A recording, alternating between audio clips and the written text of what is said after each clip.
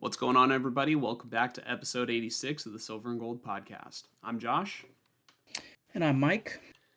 And today, we've got like opposite ends of the spectrum that we want to talk about because right now I'm really high on the Niners. And right now, I'd say Mike and probably all Raider fans are really low on the Raiders. But we're going to start like we've been doing normally on the shows. We're going to start with the 49ers. And we're going to recap the 49ers versus Rams game that already is almost a week ago now, but I did want to take some time to talk about it because the 49ers pulled off a very impressive victory over the Los Angeles Rams in a very friendly road environment on Thursday night. I wasn't able to fully, sit down and keep my full attention on the game, for the entire duration, but man, it was a great game from what I was able to see. I was out getting dinner with my dad and his friend who's visiting from Japan. So, we were at a local bar watching the game there. So just kind of to give you some perspective of my, I guess, attention to the game. But Mike, were you able to watch this game? I was able to turn on the final 2 minutes or so of this game, which was, I'm sure the entire game was pretty entertaining, but that final 2 minutes was crazy. Um, my experience with this game was basically I I focused on watching Peacemaker. Because that's just my Thursday thing right now. This Thursday's the finale. Then I'll be able to actually watch Thursday night football regularly. Um, but yeah, last week I got some stuff spoiled, so I was like, yeah, I'm not gonna wait this week. Um, but yeah, I finished the episode and then I look at ESPN and I see that there's like 3 minutes left in the game, and it was like a tie game where somebody was down three. I was like, all right, this is a good one. I'm like looking at where the people or where the Rams were. I think they had the ball, and they were getting close to the red zone. 2 minute warning, and not to spoil it, but just I turn it on, and all I see is one of the greatest punches of a football I've ever seen. Most clutch punch of a football I've ever seen from I believe number 95. I think he's the rookie, maybe Alfred second round Collins. pick. Is Yeah. he the second round pick? Yeah, he's the second round pick. Dude, he's gonna be a stud. And then I saw a replay later of him. I don't know if he got like a third down stop or something, but like he was tearing shit up on the interior. So yeah, he looks like a great pick. Yeah, no, I thought that was definitely Alfred Collins' signature moment thus far. Obviously by far. But I think that this game was one of Shanahan's best coaching performances as a head coach because this 49ers roster was completely decimated going into this game, and they grinded out a very close victory in overtime on the road, even though it didn't feel like a road game. But like, the final score was 26-23 in overtime, and heading into the week, I was wrong and I picked the Rams to win. Everybody did, right? But I did lay out some keys to the game for the avenue, for the, like, if the 49ers were going to win, I think that this is the route that they had to take. Like, these were the imperative keys. So I kind of want to go over those keys because they did deliver. So my first key was the pass rush had to generate more pressure than it did last week against Jacksonville, and I said it was important for them to pressure Stafford because they couldn't afford to just have Puka and Devontae tearing their coverage apart all game, which they still for the most part were able to do. So Stafford had 389 passing yards with 3 touchdowns and 0 interceptions, which was a really good day for Stafford. And the receivers that I did mention, they had good days too. Devontae Adams had 5 catches for 88 yards, and Puka had 10 catches for 85 yards and a touchdown.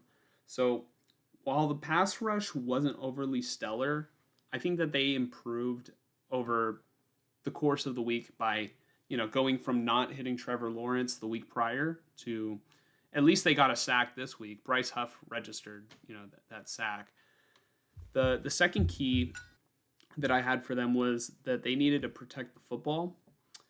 And this week, the 49ers did protect the football. Mac Jones didn't have any interceptions, and we'll talk about Mac Jones more in a minute. This team, the 49ers had no fumbles. They won the turnover battle by recovering 2 fumbles. One was Blake Corum just, not catching the pitch. And number 2 was the other play was the play that Mike had just mentioned, that Alfred Collins punched the ball out from Kyron Williams at the goal line to save the game, and he recovered it. He didn't just punch it out, he recovered the fumble. So that was one of the greatest plays that I've seen a 49ers defensive lineman make. And the 49ers have had great D linemen over the years. So I'm not saying that was the best, but that was one of the best, one of the most memorable ones. The next key or my final key, I guess, is that the 49ers had to dominate the time of possession. And one of the biggest reasons why the 49ers were able to win this game is because they absolutely did dominate the time of possession.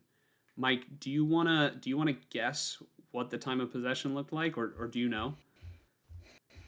Out of 60 minutes, Yeah. right?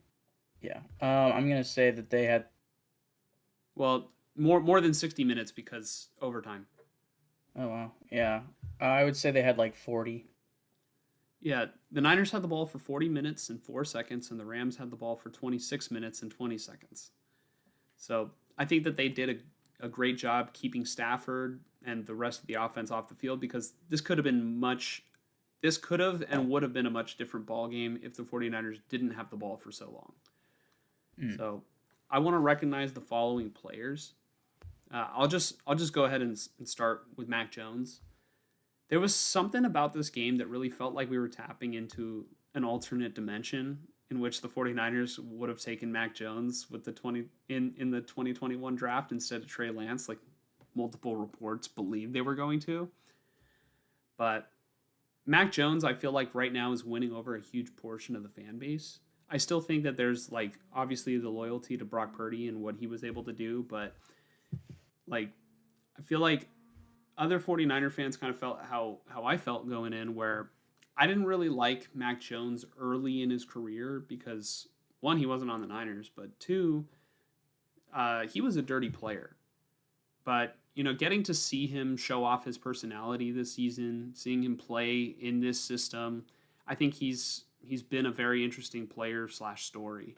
So Mac Jones also in this game played through injury. Mike, did you ever see the replay? Mac Jones, like, he was grabbing his knee, and it looked like he just tore his ACL. I think Tyler even put in the group chat like, "Oh, Mac Jones ACL, he's done," or something along those lines. I didn't see that, but I think either in overtime or their final drive or something, he got hit, and it looked to me pretty clear that he was reacting to maybe something that had happened earlier in the game. But he was like, it looked like he was gagging. Like, I don't know if he got hit in the chest, but he was like hunching over, and I don't know if he was just coughing, but it looked like he was gagging and like on the verge of throwing up. I was like, what the fuck is wrong with him? Like, what? Because it didn't look like he got like creamed in the chest. Like, he just got brought down kind of gently by the defensive lineman. So like, I don't know if it was a couple plays prior and just hitting the ground to knock the wind out of him. I don't know, but like, there were plays. One thing I noticed just in the 2 minutes plus overtime that I had watched in this game, his pants were like excessively loose, and I mean, it looked like the meme, or I don't know about meme, but like, there's been pictures, like hilarious photos of Eli Manning after getting hit, and he's got like his helmet partially off his face. He's got his shoulder pads like popped out, and he's just like this. And then there's another one of Aaron Rodgers like after he gets hit and he's down on the ground and his helmet's like halfway up his face and he's like looking at the camera like hella funny. Yeah. Like, Mac Jones in this game reminded me of that. Like, this dude was getting beat up to high hell, but he had an excellent game. Yeah, he did. You mentioned that you saw Like you said it looked like he was gonna throw up, or that he was kind of throwing up, or It's like I don't know if he was coughing or if he was throwing up, but I mean something was going on. yeah. So have you ever heard the term where somebody might say, "You look like you just saw a dead person"? Yeah. Did you hear the story of before the game? Mac Jones said that he saw a dead body like floating from the balcony of his hotel room. Like he saw a dead body. No. Oh well, I guess I, I don't I don't entirely know if it's 100% true. I haven't heard that it's false yet. I don't know. I see Kenny 49ers tuning back in. Kenny 49ers, you heard the Mac Jones dead body story, right? Um, let that was true, right? I'm pretty sure it was.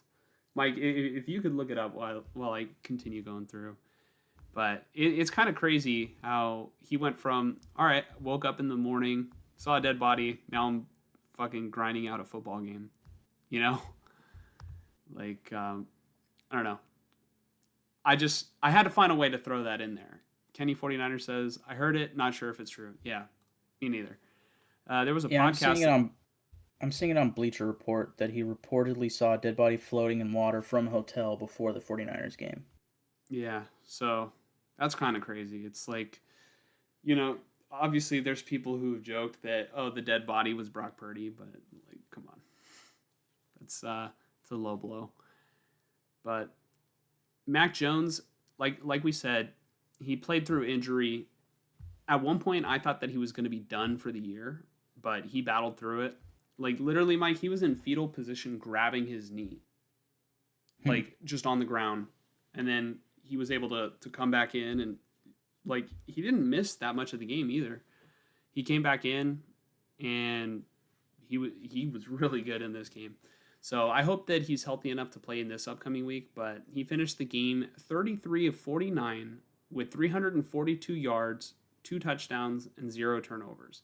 He protected the football, battled through adversity, and ran the offense at a high level with no real great wide receiver weapons. No offense to Kendrick Bourne, who I will get to in a minute, but they also had no running game, and they were against probably the best team in their division on the road. So Mac Jones' performance was not only impressive, but it makes me question how the 49ers are going to approach the quarterback situation moving forward. When is Brock Purdy going to come back? If Mac Jones, if Kyle Shanahan feels like Mac Jones gives him the best chance to win, can you pivot back to Brock? And if you do pivot back to Brock, when is the appropriate time? I think, like, kind of going a little deeper into it, I feel like Mac Jones is proving why in the offseason I feel that the 49ers should have exercised a little bit more leverage and been a little less desperate to get the Brock Purdy deal done, because they still had him under contract through this year. Like, they could have just had him play out this final year. But, people always will allude to the principle that Brock Purdy saved the 49ers. How about, you flip it around? How about if the 49ers were the ones that saved Brock, right? Mike, what do you think the Niners should do going forward, in terms of quarterback? I mean, there's no way to get out of this contract. I think it just comes down to if they really feel Mac Jones is better for the team by the end of this season. I mean, he's on a 2-year deal, right? Mm-hmm. There's a possibility that if he's so good and if he does win the job, that maybe he holds out next year to get a new deal, right? But I think if he's going to do that, that involves somehow getting out of the Purdy deal. And I just don't see the Niners going away from that after investing so much into him immediately. That would be idiotic, in my opinion. I think if Mac Jones is that good, the fact that you have another year on the contract, you can trade him for a ransom at the end of this season. I think that's the best way to go about it, even if he is a little bit better. Like, I think Brock Purdy at full health is better. And maybe that's the big question right now is how healthy is Brock Purdy, really? but I think it would look a lot like malpractice to just jump ship from Purdy immediately after giving him the mega deal that you did. Um, if you're going to get a return from somebody, it's going to be Mac Jones at this point because his contract is team friendly, whereas Purdy's isn't. Yeah. One thing I will say is my brother was telling me that on KNBR they were talking about there is a potential out, like a potential option for the 49ers to get somewhat out of the contract after 2026, which would be at the end of Mac's second year. So I'm sure by then we will know a little bit more about how both quarterbacks suit the team going forward with Shanahan and Lynch's vision. But I do see, Kenny 49ers comment, pretty much mirroring yours. He says Brock fully healthy is the starter in his opinion. He's the better player. While I think Brock is more fun to watch personally, and I think that he has the history with the team. I don't know if Brock at 50 something million. I would not take Brock at 50 something million per year, which I know it's a done deal. We can't go back and undo it, but I'm just saying the I'm a bang for your buck kind of guy. If there was a way to do it, you know, would would they? If they can find a way out of it, will they? Is kind of what I'm wondering. Because if you're evaluating the two players, Brock has had more success in this league, but I'd say Brock's sample size more recently has been worse than Mac Jones's sample size more recently because I one thing I'll say is Purdy has won a lot of games with this team, but with like literally an amazing supporting cast. I've never seen Brock win a game with as little talent as Mac Jones just did against the Rams, the other best team in the division. The Niners were like 8-point underdogs or something like that going into this game, and they won, right? And I do think that it does speak to Kenny 49ers' you know, his point of Mac Jones and Kendrick Bourne having chemistry. But I don't know. I think I need to see it going forward. One thing I know is Mac Jones is protecting the football and running the offense at an efficient level with no run game and not a lot of weapons besides Christian McCaffrey. Honestly, it's just Christian McCaffrey. It's like anytime a quarterback is able to just dump it off to him, like good things are going to happen. But I don't know. I like the way that Mac Jones battled.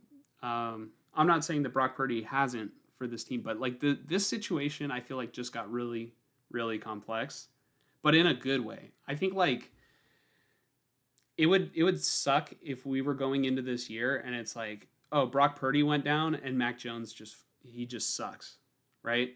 That would be the worst case scenario. I think best case scenario is, all right, we just paid Brock Purdy all this money. Like that already happened.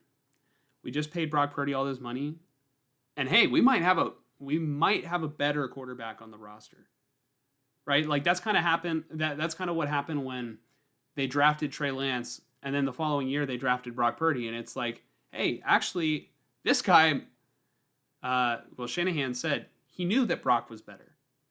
So I don't know. Like it's just the 49ers quarterback carousel. It keeps spinning. It's a nonstop quarterback controversy. If this was Sam Darnold doing it though, and it wasn't Mac Jones, I'd say yeah, no hesitation, you go back to Brock because I was literally asked during the Rams game.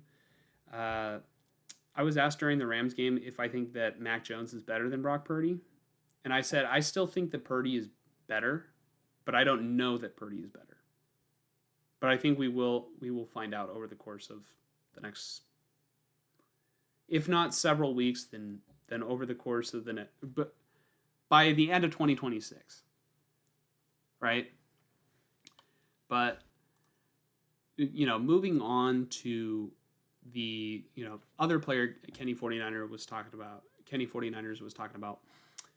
I the fall the week prior I was really disappointed with the drops that Kendrick Bourne had. but I feel like Kendrick Bourne really stepped up and redeemed himself with this performance. Kendrick Bourne had 10 catches for 142 yards. Another player that stood out to me was Christian McCaffrey. McCaffrey had 22 carries for 57 yards, which is very inefficient. Like, if that was just his stat line alone, it's pretty bad. But McCaffrey had 8 catches for 82 yards and a touchdown. So the run blocking on this team is a serious problem. And I think that moving forward, if they are going to just load up McCaffrey with touches, as here we are again with another 30 touch game for McCaffrey, I think it would be smarter to shift an approach where McCaffrey's touches are a little bit more of designed short passes. I think that McCaffrey's much better in open space. Well, really most players are, but just with the dynamic skill set that McCaffrey possesses, I think that if the O-line can't clear the openings, they need to get more creative more often. So what do you think, Mike? You like that plan? Like, should the 49ers shift away from being a run-first team? I mean, it depends on their confidence in the quarterback, but they have definitely had struggles with, efficiency in the run game. So, Mm-hmm. I just think what they need are their receivers to be healthy. They need Kittle, they need Pearsall, they need, I mean, whenever Ayuk comes back, in theory that'll help. Um, Juwan Jennings didn't play in this game. Like, if you can go vertical, usually teams won't sell out so much for the run. You know, I mean, it's still Christian McCaffrey, so they're going to be on their toes about him, but also in the pass game. Like, if you can get the vertical game going, you get Kittle going, and all those things. Like, I think the run game should get better, but yeah, I mean, right now with the health of this team, it probably shouldn't be run first. It should be, I guess, efficiency first. Yeah, or like, quick passing game. Set up screens to the running back, dump offs. I don't know, dink and dunk. I Yeah. personally, I have no issue with it. If you can't run the ball, just I'm fine with chopping away at the clock and gaining yards slowly but steadily.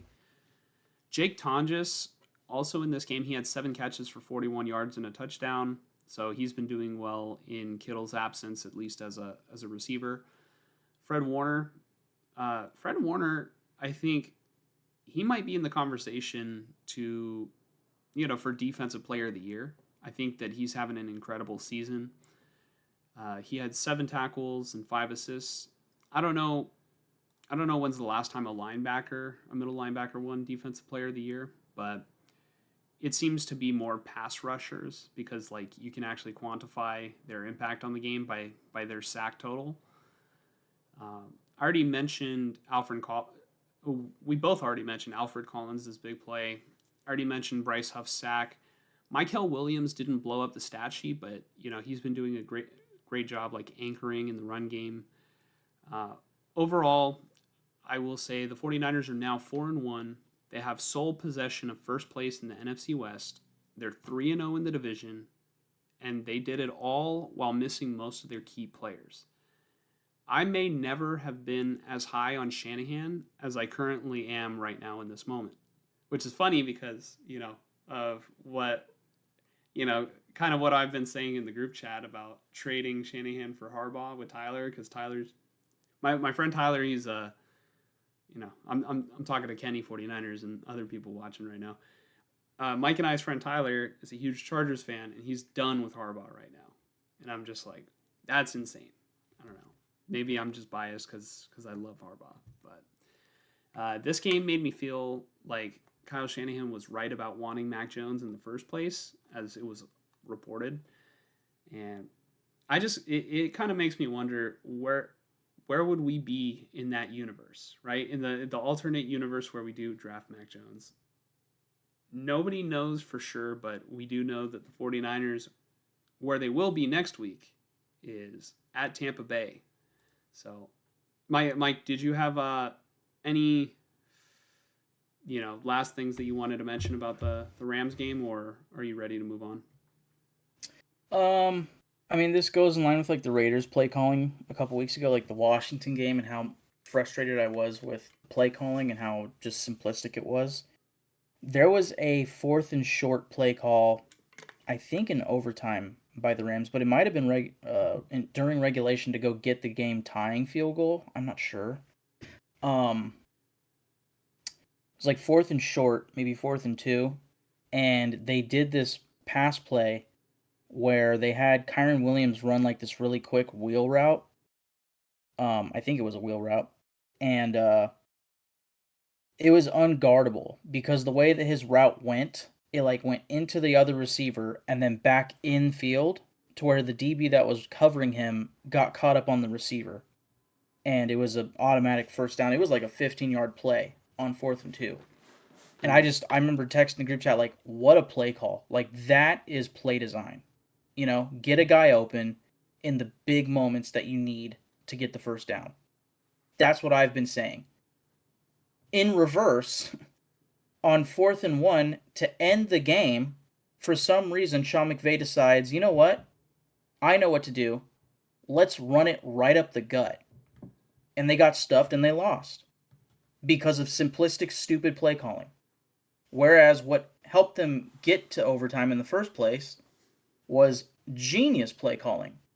Like, to me, that's the difference between winning and losing, is just simple shit like that. Like, let's get a little creative in the big moments, and even in the not so big moments. On second and short, when you just like, all right, worst comes to worst, we don't get this, we can still run it on third down and probably get a first down. Second and short, do the deep pass, do some trick play, or not trick play, but like very creative play calling to get somebody open and get a big chunk gain like they did on fourth and two. So Yeah. I don't know, just it's a pet peeve of mine, not necessarily in this game, but just in general of like these play callers are getting paid millions and millions of dollars to be creative in their play calling, and they lose games by not being creative. It's like I could probably do a better fucking job in minuscule moments. Or at the Mhm. very least, just be in the guy's ear, like, hey, by the way, you shouldn't run it up the gut right here. Like, they're gonna totally sell out for that on fourth and fucking one to end the game. What are you thinking? It was a great play by the defense, though. Mhm. Kenny 49ers says this is a stretch, but these two could be the Joe Montana and Steve Young of this era. Joe and Steve's quarterback competition made us Super Bowl champions back in the day. Well, I think the 49ers were champions before they ever got Steve Young, if I'm not mistaken. But I will say, I do think that the quarterback competition between the two did make them stronger because it's like they both wanted to play, right? Steve Young wanted to be on the field. Joe Montana wanted to keep his job, and he was very upset. And I mean, honestly, kind of rightfully so. But the 49ers did end up winning a Super Bowl with Steve Young after. So I don't know if they win another Super Bowl with Joe Montana. I mean, probably. I mean, he's fucking Joe Montana. But I will say I this feels like maybe the best starter and backup that we've had in a very long time, you know, for the 49ers, right? Like this is this is better than what we had last year with Sam Darnold. This is better than, Trey Lance. It's it's very encouraging because now they're both going to be pushing each other. No matter how this season goes, well, assuming that both are, knock on wood, healthy, because the 49ers can't keep anyone healthy. If they manage to stay healthy, no matter what happens this year, they are both going to be pushing each other for a starting job at least next offseason, I feel like. Unless like Mac Jones completely just falls off the cliff, starts turning the ball over, can't run the offense, then it'll be really easy for the 49ers to be like, yeah, he's just a backup quarterback, right? But I say as long as Mac Jones is on this team, he's healthy, and then Brock is. I mean, Brock's been struggling this year. He's played 2 games and he has 4 interceptions and a fumble. So it'll be interesting to see because it's like that would just be this team's luck where you pay a guy all this money and then you just fall out of love with him immediately and then fall in love with the guy who really like it kind of came full circle because really Mac Jones I feel like was the true love that Shanahan had to move on from Jimmy, who they made the highest paid player at that, before that, and then they drafted Trey Lance, and then they fell out of love with him. It's a whole thing, but I think we're ready to move on to the next topic, which is we are going to predict the winners and losers of week 6. We're already in week 6, Mike. Can you believe that? Yeah. Yeah, so this will be another road game for the 49ers, and they'll be playing Sunday afternoon in Tampa Bay. This is going to be one of the tougher opponents on their schedule, and here are my keys to the game. I think that first and foremost, they need to feed McCaffrey more through the air as opposed to the ground. Like Kenny 49er says, you don't have to what did Kenny 49ers say specifically? He said, you don't have to hand the ball off to get it to your running back, luckily, which I think is it's very true. And I think that this is the perfect time to do it because the 49ers identity in the past was run first, but I think in this matchup especially, the 49ers may want to take a more pass-heavy approach. And this Buccaneers team, they're very hard to run against, and they can score quickly, and they've shown the ability to come back from behind and win games late. So the 49ers need to come with the right game plan, just right off the bat. Key number 2, keep Lenore on Egbuka. Emeka Egbuka, the rookie. Sorry, that was like a tongue twister. Egbuka is proving to be a star in this league. Last week, he had 7 catches for 163 yards and a touchdown. He, at this current moment, will be able to hurt this 49ers secondary the most. So I think that having your best corner, Diamador Lenore, on him just kind of makes almost too much sense. Key number 3 is force turnovers. The Buccaneers they're a really hard team to beat because Baker Mayfield is playing at such a high level, distributing the ball well to so many different receivers. And he just kind of spaces out the field.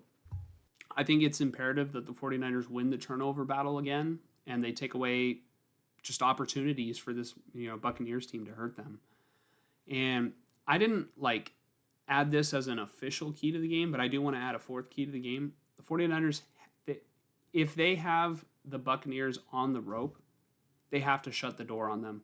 Because if not, this team will come back late in a game and put together a game-winning drive. I can see it already. If the 49ers do not shut the door, the Bucs are always going to be in the game. It's just happened. It's happened like once or twice this season already. So, and it's very early on. So, Mike, do you want to go first with the prediction, or do you want me to go first?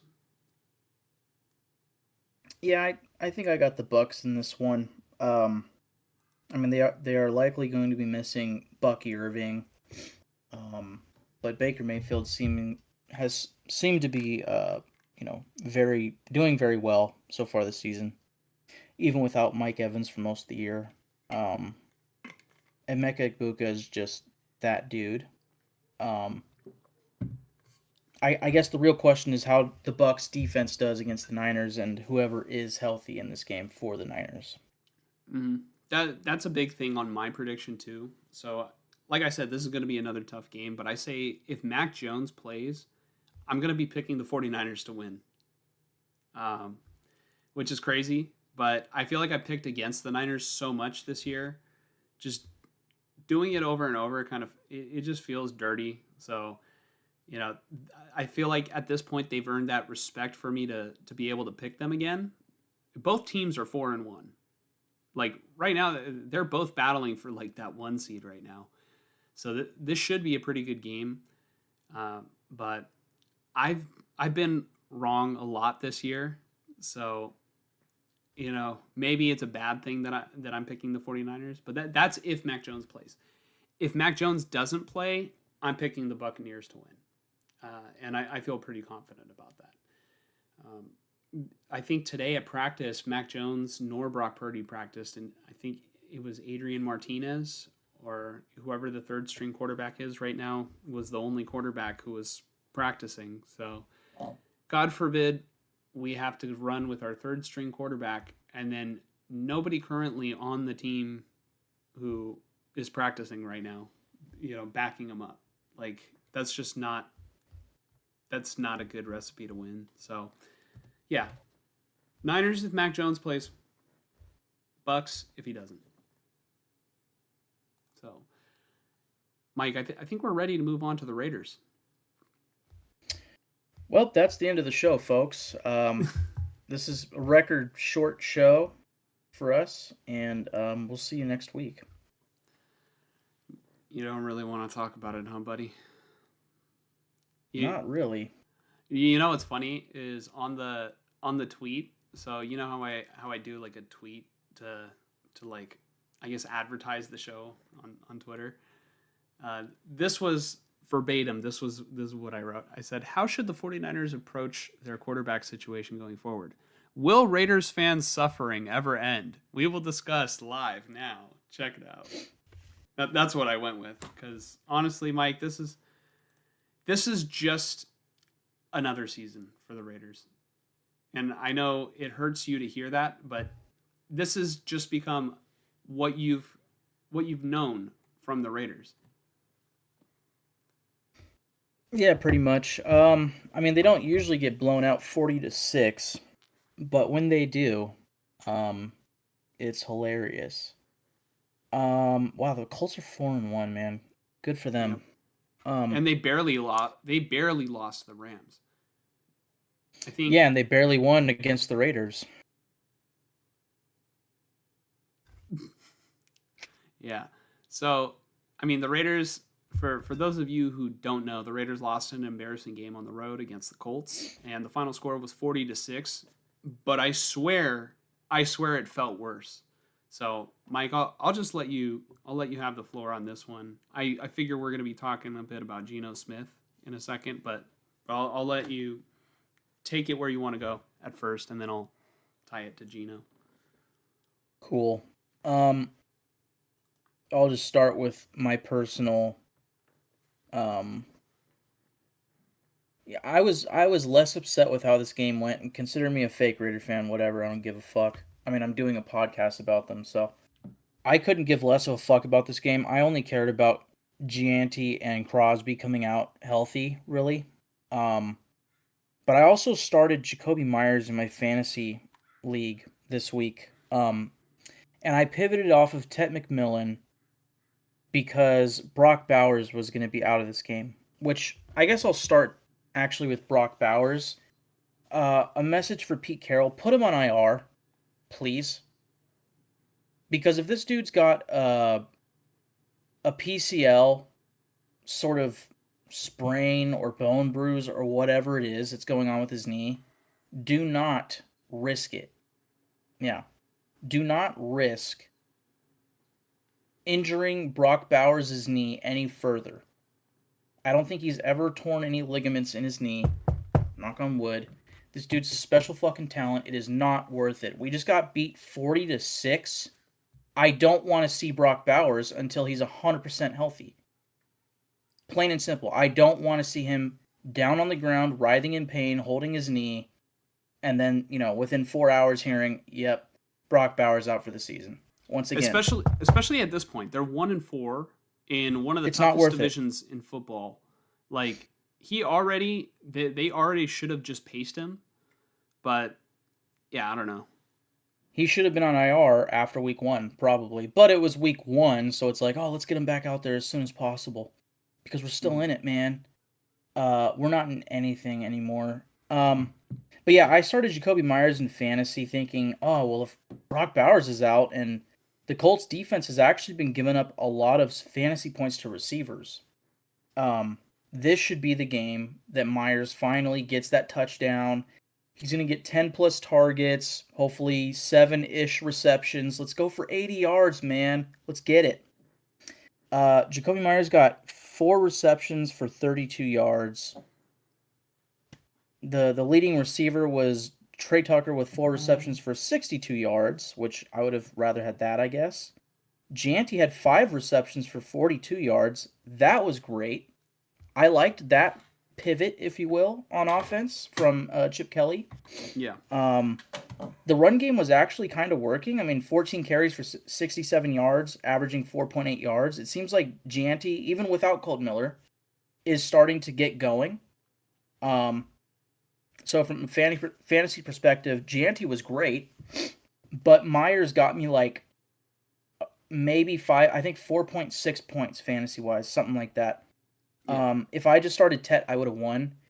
But to go with that, like to add insult to injury, or actually injury to insult, I had the Colts kicker in every fucking fantasy league that I'm in. And this motherfucking idiot, let me try to find out his name. I think it's Tristan McCollum or something like that. He's a backup safety. Wasn't it? It's Tristan McCollum. I thought you were talking about the kicker. No, yeah, Tristan McCollum went to block the kick and did not touch the ball, but went straight into the kicker's fucking leg. He's out for the year. And, I mean, I'm glad that didn't happen to AJ Cole, who also, like, the drive before that got hit on a blocked punt. And he got hit in the foot or whatever. And he was kind of writhing in pain. And I'm like, oh, dude, all-pro punter, out for the year. Great, you know? But he was able to come back in and at least hold the point after attempts and field goal attempts. But he never punted again in this game. I guess the reporting is he's going to try it out on Friday.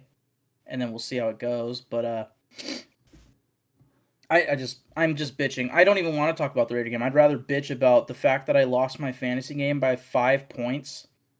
And I would have got it if I started Tet. But I probably would have got it regardless if this idiot didn't take out the Colts kicker. All he needed was one 50-yard field goal. I would have been fine. But no, we had to take him out. Whatever. So Geno Smith fucking sucks. He threw another 2 interceptions in this game. One of them was off a deflected pass at the line of scrimmage from the defensive lineman. Just got batted in the air and picked off in the red zone. Like, it could have been a Jacoby Myers touchdown, but no. And then the other one was just a fucking idiotic pass to double coverage that I could have told you would have been picked off if I were throwing the ball. And it was taken for a pick 6. This dude's a bum. I'm sorry that I... It wasn't a pick 6 anymore. I thought he went out of bounds. He went out of bounds. All right, fine. It originally was. Yeah. Yeah, that's how I remembered it, because this game was such dog shit. I spent so many weeks and months defending Geno Smith this offseason, saying this is finally the upgrade we needed in the interim until we get the drafted stud quarterback in the first round of the draft. I don't want a second-round quarterback. I don't want a third-round quarterback. I mean, if he's a fourth-rounder and it works out, awesome. Second, third, fourth, seventh. If he's Brock Purdy, reincarnated, and, you know, a consistent, amazing starter, awesome. I don't care what part of the draft he's from, but chances are, history says, if you want a all-pro quarterback, you need to draft them in the top 5 of the draft. Yeah. Even the first-round quarterbacks that don't work out go somewhere else and they work out. And you know what? They were drafted in the first round. So, I don't know. Like, all right, do you remember when the Raiders first made the trade? And I was like, man, I feel like the Seahawks kind of fleeced the Raiders, because personally, I didn't think the Raiders were going anywhere, right? With or without Geno Smith. So, me personally, at least the way that I perceive it, yes, I think Geno Smith is an upgrade over Aiden O'Connell. I still do believe that, right? But I just don't think that it was worth it to send away a third-round pick on a team that's clearly rebuilding. And I know right. Pete Carroll can say what he wants about, oh, we're not rebuilding, we're here to win now. Well, you're 1-4. You're 1-4 now. You've got Geno Smith, who relentlessly has turned the ball over. I think he has multiple interceptions in all but one game this year. He leads the Um, league by far. yeah, so He's got 9. I think the next closest is 6. Geno Smith literally is playing exactly how I remember Geno Smith always playing the 49ers until last season. Like Geno Smith, I think against the Commanders didn't play that poorly. What, he had 3 touchdowns, no interceptions? But was it against the Commanders or another team where he had 3 touchdowns, no Uh, interceptions? You've already Probably blocked the it out. Patriots. Was it the Patriots? Here, let me look that up. The Patriots game was great. Oh, yeah, hold on. Like that was week 1, and he looked lights out. Um, and I felt great about it. Raiders And then it's schedule. been downhill ever since. But if you're not investing capital into your quarterback of the future, don't invest capital at all. Like that's exactly what the Seahawks did. Literally, it's opposite philosophies where the Seahawks literally just came off a 10-7 season where they barely missed the playoffs with Geno Smith, and they said, "You know what? He's not our quarterback of the future. We're not going to we're not going to pay him the contract that he wants, and we're going to get a third round pick in return." Right? And then they signed Sam Darnold. The Raiders could have signed Sam Darnold. I think they gave Geno more money than Sam Darnold got. Or am I wrong about that? I honestly forget, but I Geno had 3 touchdowns, no interceptions against Commanders, by the way, in that blowout. oh. Yeah, I mean that makes but that game was it was garbage time practically. Yeah. Yeah, I'd have to go back to the podcast where we probably had a segment talking about like which quarterback should the Raiders target in free agency and the draft and all that. And I'm sure that pretty high on my list was Sam Darnold, in part because last year I was raving on and off, like unprompted, about how good Sam Darnold looked on the Vikings. And there was a part of me that was worried of like, for lack of a better term, worried. Like maybe a big part of that is Kevin O'Connell, but I don't know, man. He looked great in that offense.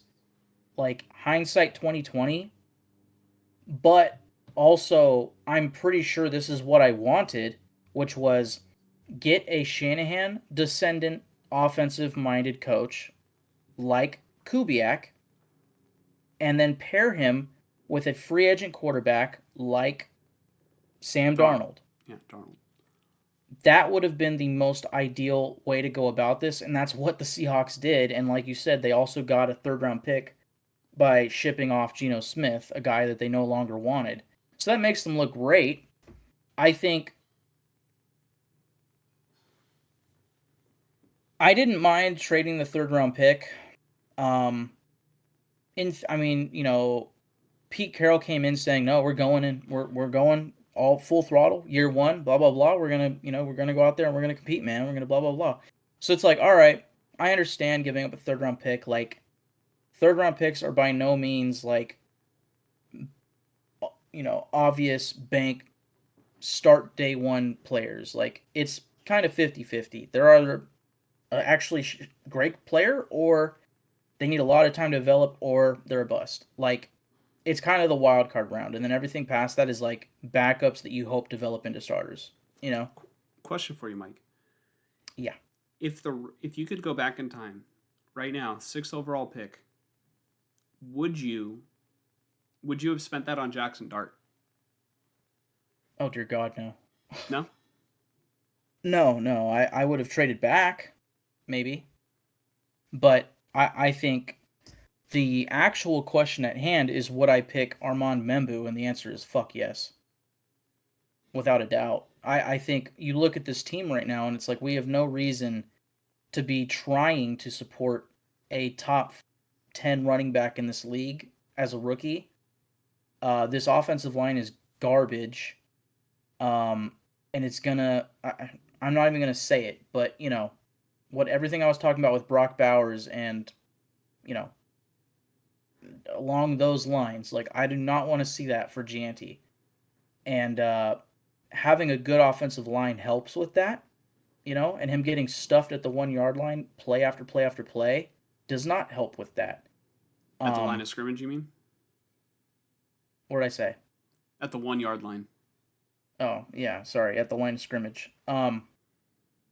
It'd be nice if they're at the 1 yard line a lot, but Yeah. Well, maybe at the 1 yard line, backed up in their own end zone. yeah. Um,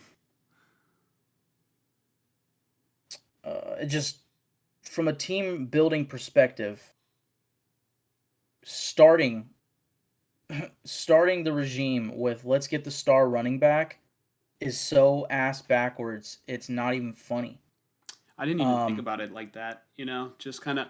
I think we were sold so much that the Raiders were going to immediately try and compete. That you know, that scene in Step Brothers where um, uh, Seth Rogen is like, yeah, you know what? Starting to think the tuxedos. Yeah, this is all pretty fucked up. You know what I'm talking about? um, yeah, yeah, So I don't know. It's like stuff that we didn't think about, or at least think thoroughly at the time. Like we thought, like, oh yeah, this is gonna work out, and like right now, it's clearly not. yeah. My thing is just this: when you look at the overwhelming majority of winning teams and how they got to where they got, right? Of like, wow, they went from wild card team to Super Bowl contender just like that. What did they do? Right? Got a I mean, quarterback. even before they became a wild card team, what did they do? They built up in the trenches and they got the quarterback. That's step 1. And along the way, build around the quarterback, right? Mostly the trenches and maybe position players like receiver. Okay? Mm-hmm. Corner, like get a good corner. Um, maybe a good linebacker or a safety, right? And then the quarterback develops, he gets better. But you know what would help a quarterback is a good run game. And usually what happens is these teams that are still in the rookie contract of the quarterback, that's when they go and they trade for or they sign the big name running back like a Josh Jacobs, like Like a trading for Derrick Derrick Henry. Henry, Yep. like Saquon McCaffrey, Barkley. Saquon Barkley, right? Do it when your team is ready to win because having the top end running back is a luxury. It's not a need. What you need is a great offensive line. You can make any bum ass running back get 100 yards and a touchdown week in and week out if you have a great offensive line. Whereas you can have Ashton fucking Gianti behind an offensive line and he can get 40 yards and no touchdown because your offensive line is that garbage. What are we building towards there? What we're building towards is we don't have a quarterback yet. We don't have the offensive line, but hey, we have the running back, oh, and the tight end. What's going to happen is those two guys are going to be demanding new contracts by the time our quarterback is ready to even win. Which, hey, he'll be on the rookie deal, the quarterback. So, in theory, I mean, running backs are paid so cheaply. We'll be able to afford Gianti, but give it 2 to 4 years, he'll be out of his prime when he Yep. gets that deal. Bowers, he should last a long time. That's great. Um, it's just, it should have been Armand Membu. It should have been an offensive lineman. You should have been building through the trenches this year. Last year, I was saying I want right tackle. I want Talisi Fuaga, and they went with the luxury pick of Brock Bowers. Am I upset with that pick in hindsight? No, not as much. But this Gianti selection at sixth overall, well, I hear about how great Armand Membu is playing for the Jets. It's kind of a slap in the face because I feel like I know how teams are properly built, and we are not doing that. So unless they sign, basically, unless they do what the Chicago Bears did this year of like, let's just gut this offensive line. Keep Colton Miller's a keep. He just got the new deal. Thank God. We're good at left tackle, but the way that they're playing, Jackson Powers Johnson is a keeper. Okay, he's playing good. So let's just put him next to Colton Miller. Whether he's right guard, left guard, I don't care. Actually, he should be the center. Actually, I forgot about that. Well, But if you get a new center, you want to know who you won't be able to get?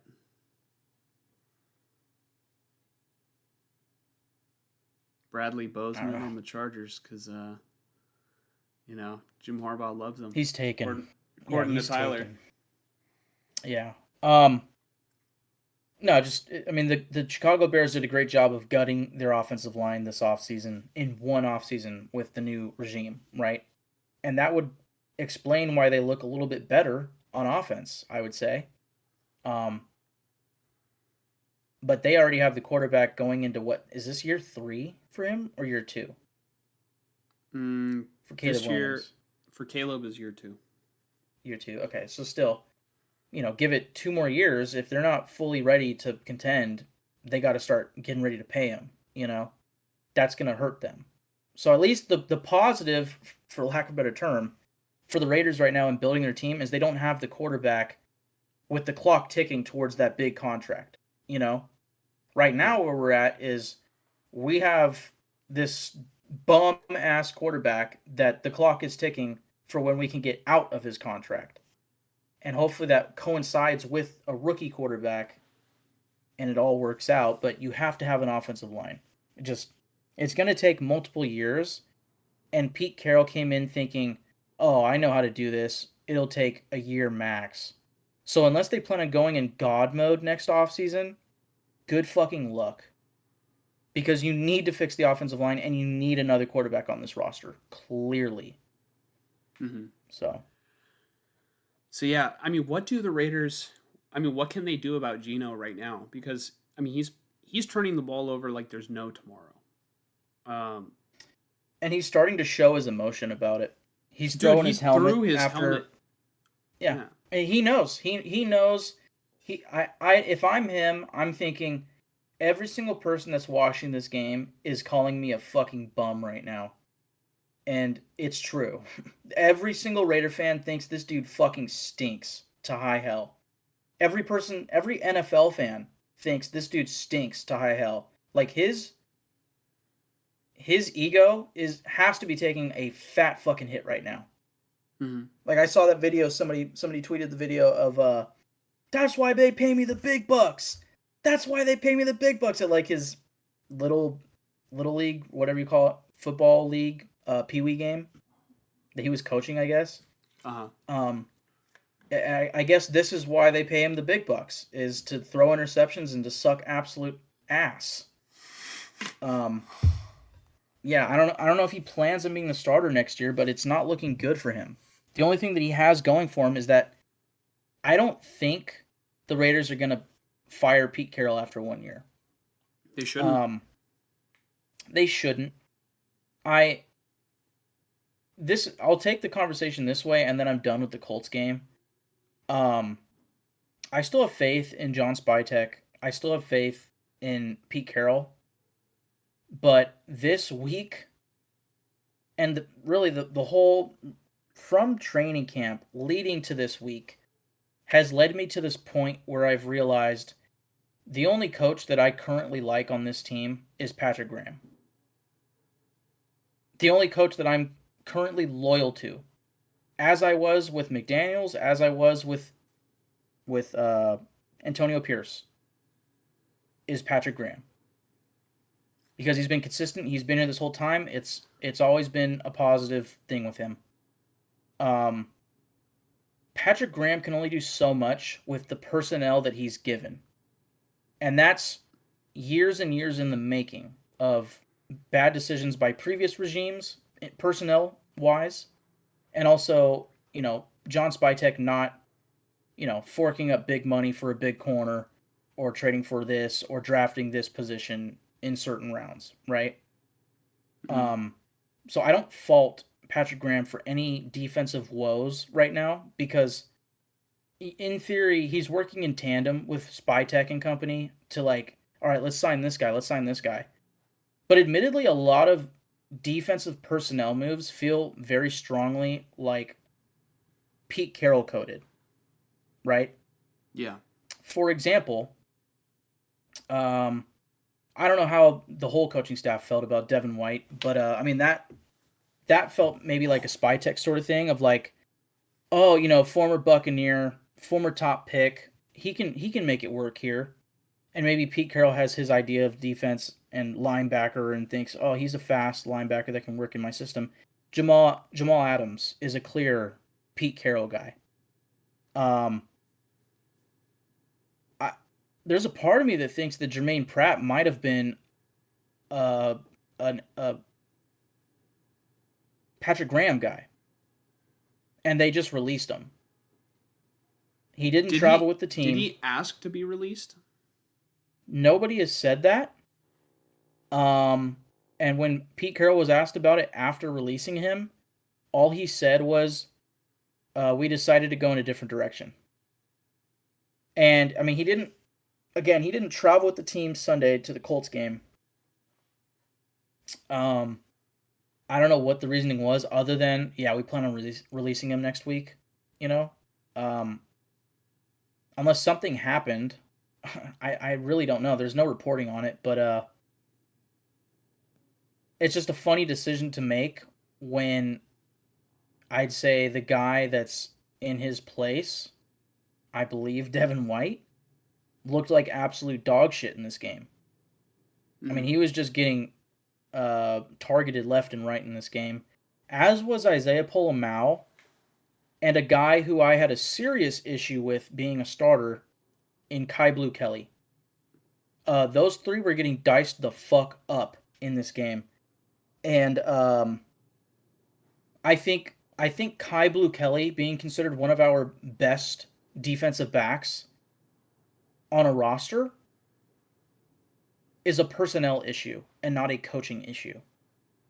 So that sounds like blame towards John Spytek, and it kind of is, but it's also year one of the regime. So I'm not gonna, raise the alarms and or sound the alarms and do all of that right now. Like I have faith in Spytek. I have faith in Pete Carroll making it work. I'm just really questioning their methods right now. The offensive line mishaps and, all this stuff about Jackson Powers Johnson. Chip Kelly last week, this went completely under the radar. Chip Kelly last week at a press conference said, yeah, Jackson Powers Johnson has a really big head right now. I don't know what that was. I don't even know what the question that prompted him to say that was, but something prompted him to say that Jackson Powers Johnson has a big head right now. Is that because Jackson Powers Johnson is demanding to be the center, has demanded to be the center in the past? He's demanding to be the starter? Is that what's going on behind closed doors? And they're like, hey, buddy, chill. We have Alex Kappa here to battle with you. If I'm Jackson Powers Johnson, I'm going, that fucking guy? Really? Every time he's on the field, he fucking blows. I'm actually good at my job, and you're giving pushback against me? What, because I'm in my first year in this regime? Is it because I said something? The Jackson Powers Johnson is a stud. What are we doing? It seems to me, with this Jermaine Pratt release, it feels to me like this coaching staff is pushing people away. They're pushing buttons that they really don't need to be pushing. Why are we trying this guy at center? Why are we trying this guy at guard? Why are we forcing a, a starting job competition into week 5? Why are we still talking about this? You know what? What are we doing? I think honestly, like this really sucks, but now I have a bone to pick with like Raiders media, you know, like their media personnel, because really what they should be doing is answering asking the questions that the fans want answered. And I feel like that's a big question because we don't know what the fuck is going on with the whole Jackson Powers Johnson, Alex Kappa, or like Jackson Powers Johnson wanting to play center. Like, can we get somebody in the Raider media, you know, I guess like not media team, but the No, the you make a great point. the journalists that cover the Raiders, these are the questions that you guys need to be asking. Yeah.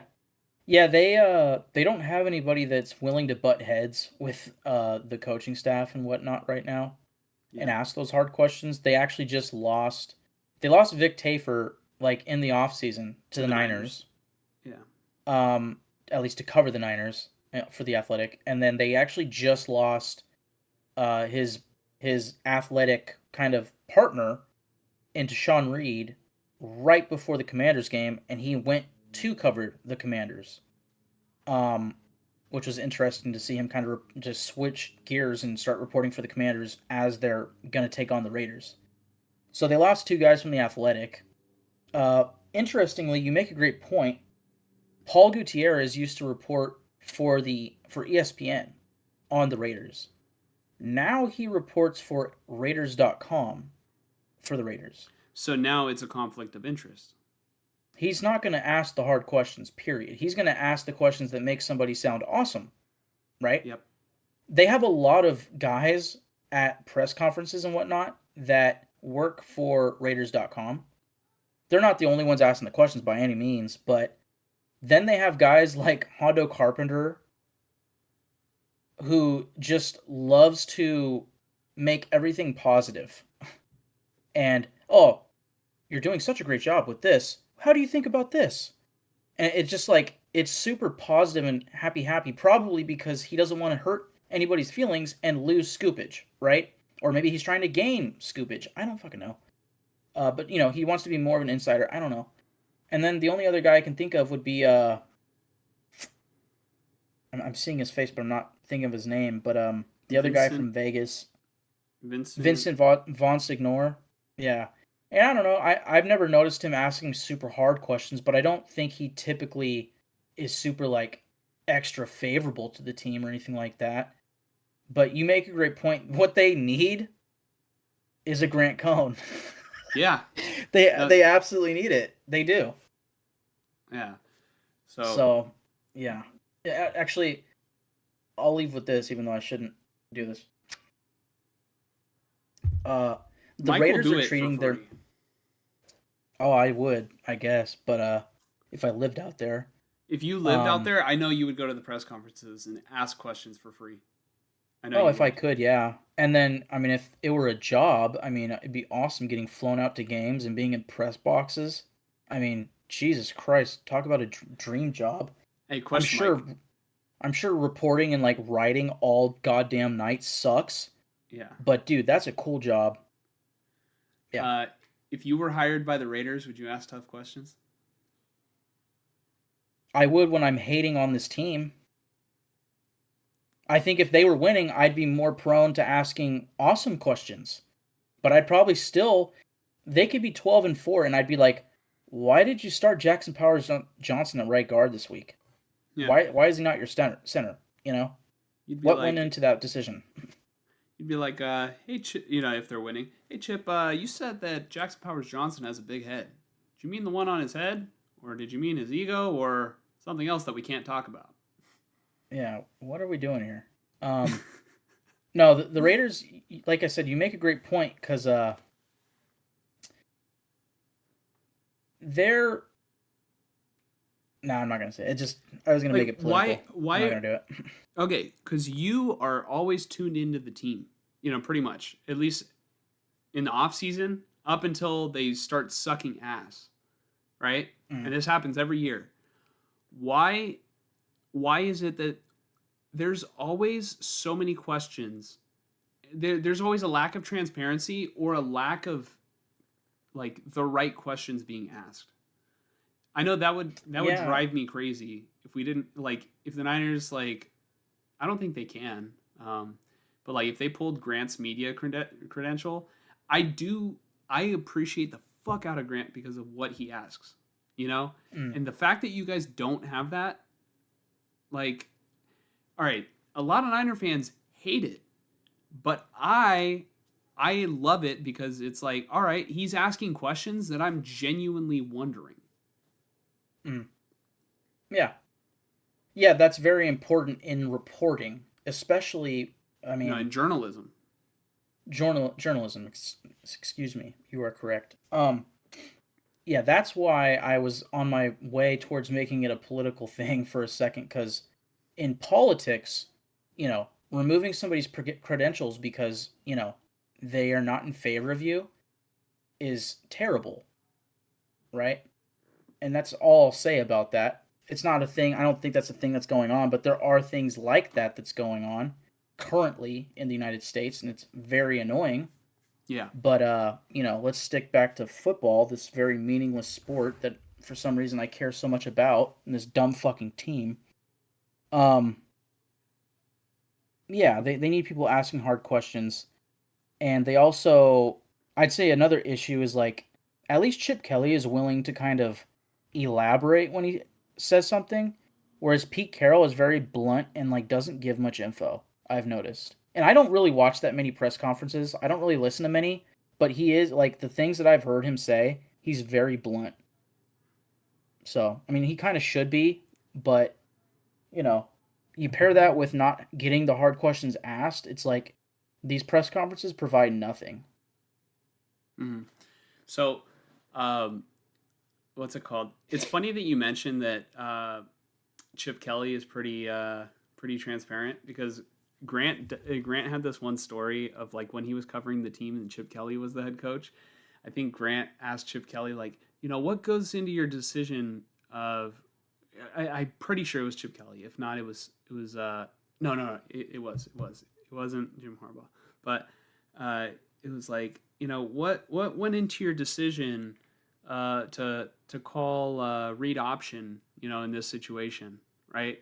Like I don't know the specifics, but Chip Kelly goes read option. I don't know what you're talking about, right? Like he's just like kind of dodging it, and he goes, "Oh, you mean the zone read?"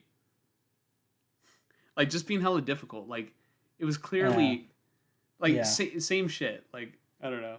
yeah. I remember that story because I don't know. I just remember. I don't know what it is, but the stories from past teams always stick with me when I'm like listening. So Yeah. Yeah, I'll finish with this kind of where I was partially going with the whole regime thing. Um I was on this podcast. I think when we started the podcast was year 1 of Josh McDaniels, right?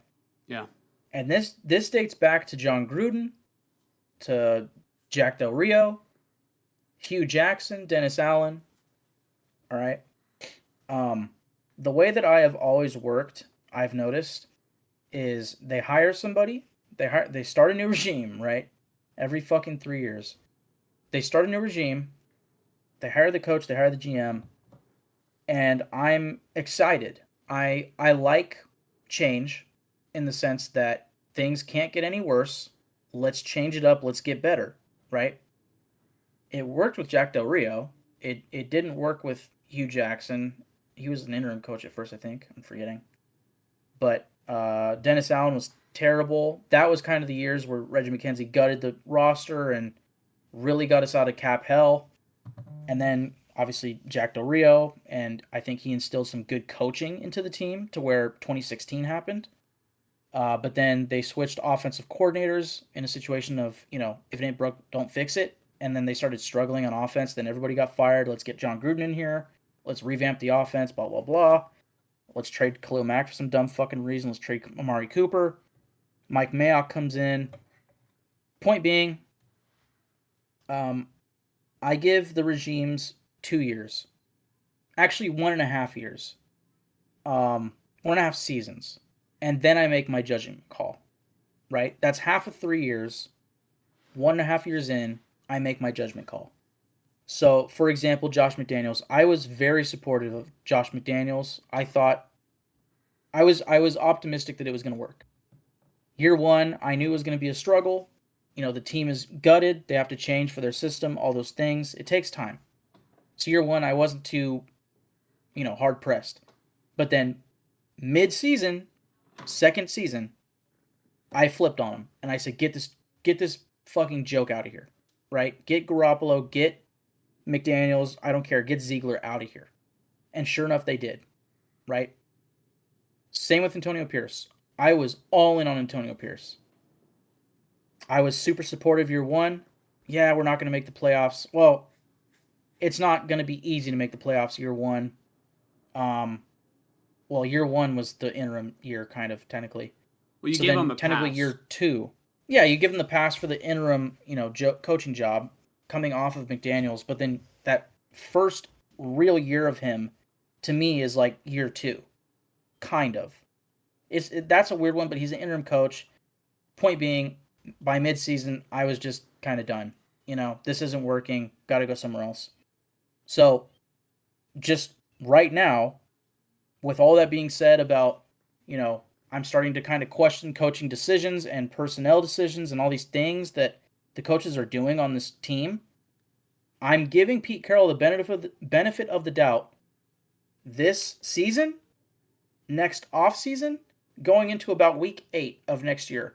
And then by then or at that point, I will make my judgment call and I will say either get this clown out of here or trust the process. Things are working out and things are getting better.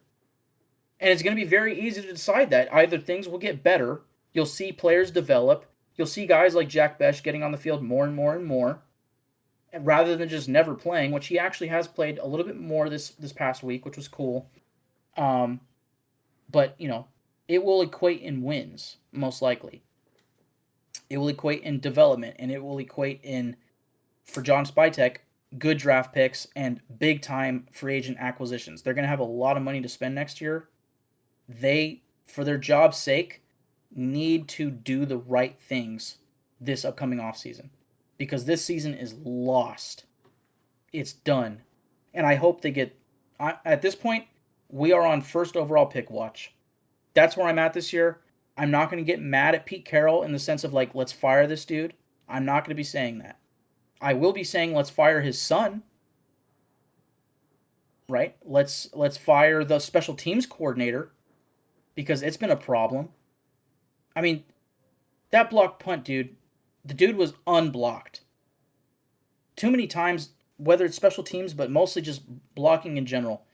Dude's getting unblocked on third down for a sack. 10-yard loss. It could be first down for all I care. 10-yard loss because the dude's unblocked. We're missing blocking assignments left and right. It's ridiculous. And at the end of the season, heads need to roll, just not the big heads that are at the top of the chart. It needs to be the offensive line coach. It needs to be the special teams coordinator. Those need to be the heads to roll, get people in gear, get the right bodies in here, personnel-wise, right, this offseason. It needs to be a big offseason. It's week 6. I'm talking about the offseason. Mm-hmm. So, did you see? But I'll give them time. Did you see the report that the Raiders are the favorites to land Shedeur Sanders In a trade? Yeah. I mean, that makes sense only because they have Geno on a contract. And Shedeur would be cheap in theory. And we can give him the proper time. Like, if they were to full-blown, fuck it, let's bench Geno, who cares? Let's get somebody else in here. Like, O'Connell is not ever going to be the guy. He's always going to be a backup. No offense to him. Kenny Pickett is not going to be the guy. I can see the reasoning for Shedeur, but I don't know. The report says that a deal is in place. It's just a matter of if the Raiders want to take it, per Hondo Carpenter. When was this? No, I'm just joking because I saw like the whole favorites thing. I did see a graphic on Twitter. That had Shedeur in a Raider jersey, and I'm like, all right, I could actually see that happening, but I feel like a couple weeks ago it was like, oh, the Raiders, you get news that the Raiders just made this deal or something, and then it was like when you read the source was Hondo Carpenter, because I guess Raider fans do not like him. Yeah, I don't know what to think on him. He's so back and forth. And I notice a lot with actually Vincent Bonsignore.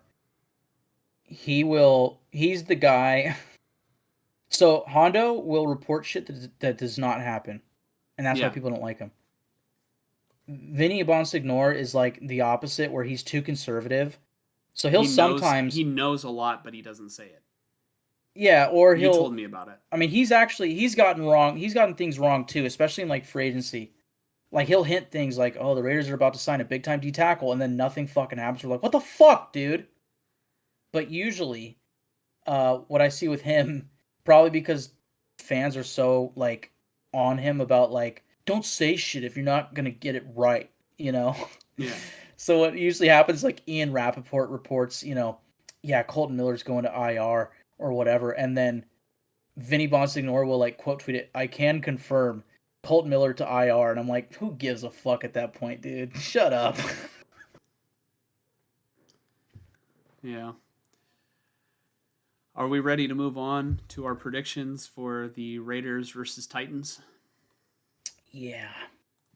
I think you're going to dread this, Mike, but this is the easiest opponent that I think the Raiders have had all season and may have all season. Most likely, unless some big quarterback injuries happen. I predict that the Raiders are going to hurt their draft stock, and I'm picking the Raiders to win this one at home. Yeah, it's at home. Great. Um, yeah, I mean, I'm hoping for big things from Gianti because Omarion Hampton went down this week. Um, so yeah, That I'm blows. right there with you. Yeah, I'm right there with you. I think the Raiders do win this game, but man, if they do lose, if we lose this game, we are officially on first pick watch, and that would be grounds. Like, most likely you lose this game because of interceptions, because of turning over the ball. That would be grounds for benching Geno Smith. Yep. I think, to answer the question that most people probably are thinking, when in the fuck do the Raiders bench Geno Smith? Because by the third quarter, people were saying, like, how is Geno still in this game? Like, that's just how bad he looked. Um, I think because of Pete Carroll and this being his guy, and also the contract involved, the only thing that will get Geno Smith off this field is if he's fucking injured. I think. Um, because I think Pete Carroll's mentality probably is, I know Geno can do it. We just need to keep getting that practice in, which was actually, he said that at a press conference. We just need to keep getting that practice in. And that's so annoying to hear because this isn't practice. This is regular season week 5. Get it together. Kenny 49ers says, I'm definitely picking the Raiders, but I'm scared. Yeah. I mean, all right. I'm picking the Raiders to win this one at home as well. But here I'm just going to give very very brief keys to the game of the Raiders to win this one. So I think that key number 1, they're going to have to pressure Cam Ward. Key number 2, the Raiders are going to have to run the football. I think that you eliminate the possibility of Geno throwing it to the other team if you just run the ball more. And I think the Titans are a team that you can run against. And key number 3 is the Raiders just have to win the turnover battle. And I think they'll win the game. Yeah, I think that's the main one. Win the turnover battle, and they should win against this very low tier, bottom of the league Titans team. Wow. But I could also see Cam Ward having like his first big time career game and somehow squeaking out the win. Wow, dude. Which I actually hope happens at this point. Hey, so in the Monday night game, I swear they just showed a camera angle where Trevor Lawrence did stretch the ball over the goal line, and I don't know if it's just because the angle. The other angles, I was like, oh, he didn't get it, but there was an angle where I thought, oh, it's clear he got it over the goal line, and then so turnover on downs, the Chiefs get the ball, and then like a 30-yard rush by Kareem Hunt, and I'm just like, man, the Chiefs just have that luck, man. Yeah, you know what? Sorry, that just reminded me of something. Yes, the Chiefs do just have that luck. I know we're talking about the Titans game at this point. The referees in that Colts game were god awful. They were god awful. There was on the interception, on the first interception, this is the last thing I'll say about this fucking game. On the interception where Geno threw the ball, it got deflected at the line by a defensive lineman, popped up, intercepted. clear as day, Eric Armstead was offsides. He tried to time the snap count. He was offsides. On the following drive, On Adam no. Butler. DeForest Buckner. Eric Armstead's on the Jaguars. Thank you. I always get them confused.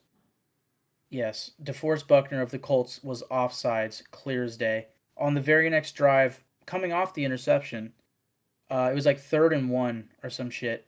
Adam Butler tries to time the snap, and he is called offsides. Dude, I mean that was the epitome of the referee job in this game. Like, it was so in favor of the Colts, it wasn't even funny, but it didn't matter. It's not like it was a 40-39 game and that was the reason why we lost. Like, we all know that's not the reason we lost, but that sure as shit didn't help. So fucking annoying. And then you see teams like the Chiefs, like you said, just they have that voodoo. It just always goes in their favor. So fucking annoying. Some people have all the luck. Yeah, and the Raiders have glass skin and paper fucking bones. No, other way around. But Kenny 49er says, Tennessee has a taste for wins now. They can be dangerous. I know he's kind of joking, but that Arizona game, Tennessee versus Arizona, was so weird because, like, Arizona clearly should have won that game, but they had, like, such weird stuff happen where, like, Kyler Murray took a snap off the face and then went in the medical tent right after. And then Amari DeMarcado had like a 70-yard touchdown in the bag and just let go of the ball. Which honestly, I feel like he kind of got screwed on that one because I think that he crossed the plane, but they just decided to rule it the other way. And then something else happened in that game that I forget, but it was just like so many weird things happening to the Cardinals at once, or in one game. But I don't know. Yeah, I don't think the Titans are that good. No, but the Raiders aren't either. Yeah, but I think the Raiders are better than the Titans, and the Raiders have played better in their games than the Titans have played in theirs. Yeah. Kenny 49ers agrees with me. I kind of think that's BS. It was a touchdown for DeMarcado, but I get it. I feel like he crossed the plane. Like, the ball was still in his hand. Like, he was in the process of letting it go. I think it crossed the plane before he lost possession, but that, I don't know. I'd have to see all camera angles. I'm not an expert. Oh, I think the third might have been the ball might have hit a camera, a sky cam. No, that was a different game. That happened twice this weekend. You know that? There was a missed field goal in the Vikings game where nobody knew, but the Vikings kicker kicks it and he misses it. Like, it looks like it was going to go in. It hits the cable for the sky cam, and it changes direction. It changes trajectory. Yeah. That happened to the Raiders way back when, I think against the Chiefs, where Derek Carr threw a deep pass to Amari Cooper and he threw it like a rainbow. And it clear as day. I mean, there was no replay that showed the wire, I think, but the way that Amari Cooper reacted to the ball, like, he saw the ball and he was tracking it this way, and all of a sudden he's like, and he turns this way and the ball drops over here, like dead. And it was like, that had to hit a wire, dude. Like, that should be replay the down. Anytime there's some sort of infraction. Oh, well, not for the Raiders. Yeah. Well, all right, it happened to the Jets too, and they could have challenged and they didn't. In the Vikings game, the refs didn't even, nobody blinked an eye. You're supposed to replay the down. Yeah. Well, Kenny 49er says it was a ticky-tack call. Jonathan Taylor did it last season. It was BS then too, in my opinion. I don't know why ball carriers drop the ball before the goal line. I just go all the way through. Then you can, just celebrate with the ball or something. I don't know. It's inexcusable. When will they learn, Mike? I'm so like I get what's the term? God damn. Anyways, I'm so like careful of things like that. Like I will get something done so perfectly, and I'll look back on it like, did I do everything right? You Yeah. know, or like what did I do wrong? Like I would never be able to walk through an end zone so confidently and drop the ball half a yard early. Like that just seems stupid to me. Yep. I don't know. Seems like the hardest job in the world for some people, but yeah, I don't know. That's the episode. I want to thank Kenny 49ers for being our only commenter today. Kenny 49ers says they're just kids trying to look cool. Well, you know what? Today I chose not to wear my hat so that way I could look cool on the podcast. Is my camera delayed again? No. No, I'm good. I think and I hope. Uh, yeah, I'm just a kid trying to look cool. I'm botching it right now. I'm not looking cool right now. But I'd hold on to it too. It says Kenny 49ers. Yeah, I want to thank Kenny 49ers and everybody else who did tune in to catch this week's episode live. We should be back again, I think maybe next Monday. Yeah, maybe next Monday early or something. We'll try to keep you guys updated, but Mike, do you have anything else before we get out of here? Um, no, go Titans. Really, We're on it's first already overall pick watch. first overall pick watch. You heard it here first, okay? Raiders are going to get the first overall pick, and there's going to be nobody to take. Oh, I was texting somebody in our group chat this week, or group chat, fantasy league, about the Raiders, and like kind of repeating the sentiment about like, yeah, they took Bowers over right tackle 2 years ago. They took Janty at running back over an obvious offensive tackle this year. And they should be building through the trenches first. Like that should be the first thing, first and foremost, team building, build through the trenches, right?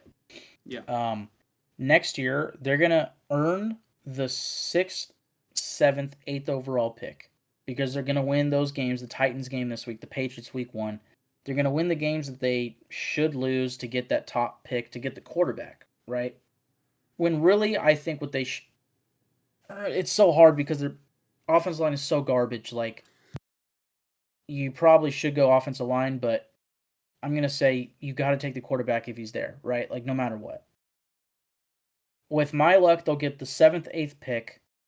All the quarterbacks, all the top linemen will be gone. You're going to be, either you want the sloppy thirds and fourths of that position, or you can take the second best wide receiver when that's the last thing we need. Like, yes, it's a need, especially if Jacoby Myers doesn't get re-signed. Like, it'll make sense. But that's 3 years in a row of going offensive position player over what they really need to develop this team into a winner.